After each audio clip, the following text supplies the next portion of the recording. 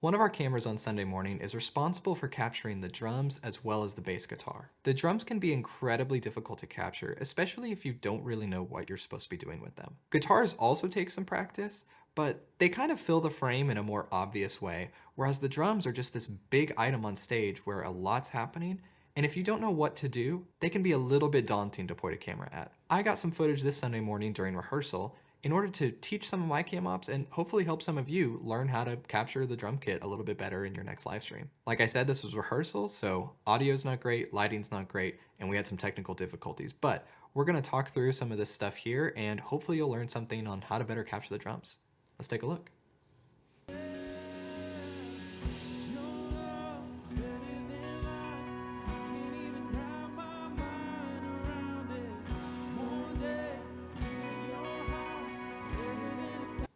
Okay, so right off the bat, we can kind of see things are a little bit slow right now at this part of the song. So we're not going to be doing a lot of motion, doing anything crazy. Instead, we're gonna be kind of following what's happening here in the drum kit and doing it pretty slowly.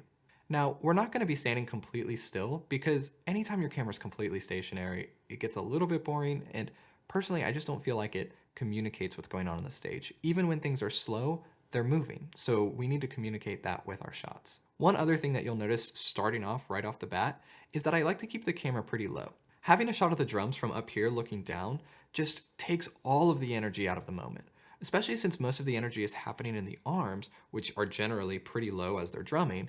We want to make sure that we get on that level and kind of see things from an area that people wouldn't normally. It helps fill that frame with the motion of the arms, the drumsticks, the cymbals up here, the person's body. It really just communicates a lot of energy throughout the entire frame, which is really important when capturing the drums. So let's take a look at this a little bit more here. Making sure to get those cymbals framed in there as they're swelling. Another thing to notice here is I'm not always close up on the drums. Sometimes I'm wide in order to get the actual drummer in the shot as well. But I don't want to have the same shot over and over again. So even though he's not doing much different here, I'm going to completely change my shot to maybe a tighter shot or just a different side of the drum kit. And here things are pretty focused, so I'm going to get close on that drum, the only one that he's really playing in this moment. But again, I'm not still, I'm moving, and I'll kind of pan up to his face, keeping that motion moving as I'm going. Then we'll head over to this bass guitar, and kind of similar to electric guitars, and if you're not super comfortable in capturing those, check out this video up here where I kind of run through our setup again. I want to fill this frame with the bass guitar, keeping the body of the bass guitar here in the corner and the neck kind of extending up through the frame. And if I've got a person in the shot, I'll kind of keep them over there in the third and do the same thing, filling that frame with that guitar. If I'm able to go around them to the other side, I will also do that to add some motion and just add a little bit more flair and energy. On our stage in particular, we try not to do that because then the camera op is straight up in the middle of the stage and it's a little bit distracting to the people worshiping. So I'm mostly gonna stay on this side of the stage. But you'll see similar things to the drums where I'm varying up the zoom levels and really just adding a little bit of motion to help things stay energetic and keep up with what's happening in the song.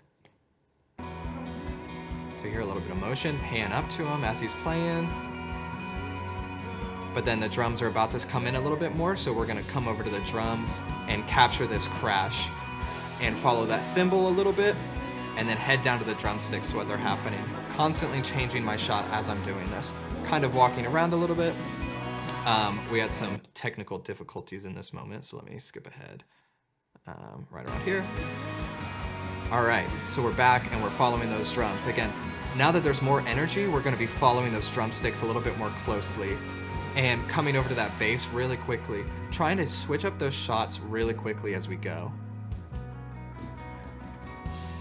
Something to note here though is as I'm moving from instrument to instrument, I try to make sure that my camera stays in focus and stays framed pretty well on one of those instruments to make sure that my director can take my camera at any time and the shot will still be okay. That's something that I try to train my camera ops on, is making sure that you always have a shot because it gives the director options. So here I've kind of seen what's happening with the drums. I see that he's kind of playing that toms around, and so I make sure to follow that and fill the frame in a way that I can follow that happening. And here we switch things up a little bit. We're still focusing on the drums in the same place, but we've changed that framing so it feels completely different. And then as he plays the cymbals, we pan up to those. And now we'll kind of set the frame up so we see the cymbals, we see his face, we see different things every time. We'll come over to that bass, get something different, and those drums are coming in big, so we'll head to that. You see, as we're doing this, we always see what's happening with his drumsticks, and we're always adding a little bit of motion. And right now, as things are getting bigger, you can tell I'm adding more motion. I'm moving a little bit more quickly. I'm keeping the camera a little bit less smooth as I do it, whether that's on the bass or the drums. I'm whipping around a little bit faster to keep things moving. And again, there's always some element of motion.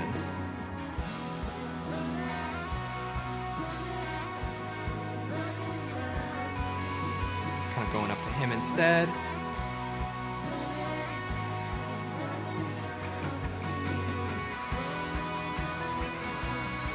And so as I'm moving around here, you can see I'm constantly changing what I'm looking at and even what my focus is on. As I go around, I might have my focus set on the drummer for a second, and then after he hits the cymbal, I might pull it ever so slowly so that cymbal comes into focus. It really draws the viewer's eyes onto that and to the movement of that, and is almost a transition in and of itself, but very slight. These are the types of things that you can really only get good at by practice, being able to tweak your focus just a little bit in order to draw the viewer where you want them to be.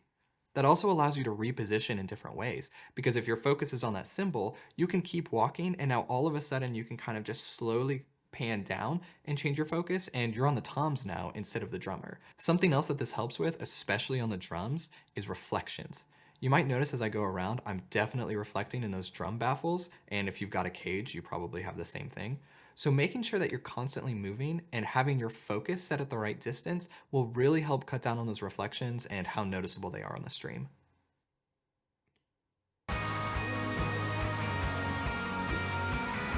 And you can see, even as he's playing big, I don't just stay on his hands, I'll move that camera up to his face as he's doing it, and I'll move around and capture what's happening. Now I see he's kind of got a little bit of a drum solo, so I'll get really tight on that. And again, not just the drumsticks, but the drummer as well. But I'm not doing it in a herky-jerky way. It's quick, but it's smooth.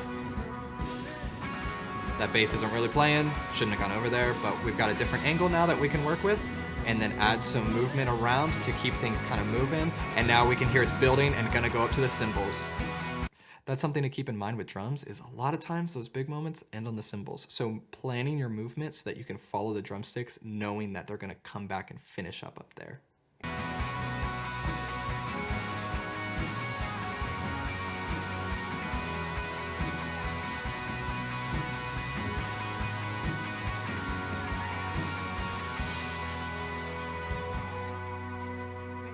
One of the reasons that we want to make sure that we get shots of the musicians as well is they practice really hard to learn these parts, and we want to make sure that we're not just showing the instruments, but we're showing them as well. In these slower moments, if all you are is a drum cam, it can be a little bit tricky to have a good shot. So one that I like is to focus on the cymbal and slowly pull that focus to a vocalist or something else happening on stage, just ever so slightly. It really depends on the moment that you do that, but it can feel really nice and give you something to do in those lower moments when the drums might not be doing that much. As you can see, there's a lot to think about when capturing the drums, but there's a few things, if you just keep them in mind, you'll be good to go. One, always make sure that you're in focus. There's so much happening with the drums that if you're out of focus, it's just not gonna look that great. It can be hard to track the drumsticks with your focus, but that's why you can make sure that you can focus on the drummer sometimes or focus on the cymbal sometimes. It doesn't always have to be something really close on something moving really fast. Number two, keep that camera low. That's gonna make the energy feel really good and really help fill that frame with motion and playing. Number three, watch out for reflections on the drum shield. Number four, show what's happening. Show the drummer, show his passion, show the drumsticks, show the cymbals, show what's happening, and things are gonna look good. And number five, keep it moving. Whether you're moving your body around or you're moving your camera ever so slightly to jump between the different shots, just keep things moving with the pace of the song and what's happening, and things are gonna feel really good to the person watching on the other side. As far as the bass guitar, it's very similar to electric. You're gonna fill that frame with the guitar. You'll get up close if he's playing something fancy on the neck. You can go a little bit wider, get the guitar player in it, add some motion around the guitar. Again, keep things moving. No one likes a perfectly still, locked off shot. So keep things kind of floating as much as you can. I hope this helps. I hope you're able to implement some of it the next time you're running a camera on the drum kit, and I hope you like and subscribe. Until next time.